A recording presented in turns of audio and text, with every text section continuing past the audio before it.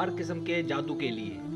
कैसा भी जादू हो, अलवी हो, सिफली हो, काला हो या मेला, हर किस्म के जादू को ज़ाइल करने के लिए मैं आप लोगों को एक अजीमत बता रहा हूँ। इस अजीमत को जर्द रंग के कागज़ पर लिखकर मरीज़ के गले में डालें।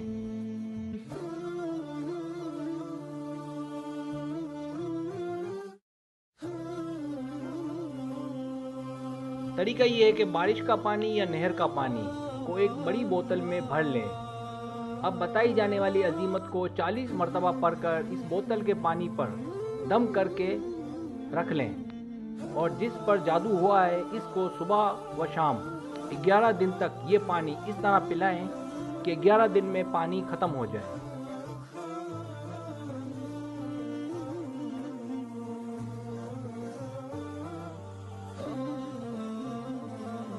और साथ ही साथ ये अजीमत सरसों के तेल पर 40 मरतबा पढ़कर दम करें और इस तेल की मालिश शहरज़दा के सर पर 11 दिन तक इस तरह करें कि तेल 11 दिन में ख़त्म हो जाए। तेल हिसाब से ले ताकि पूरा हो जाए।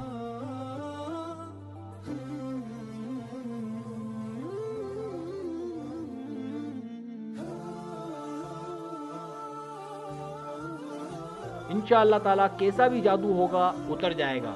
अजीमत ये है।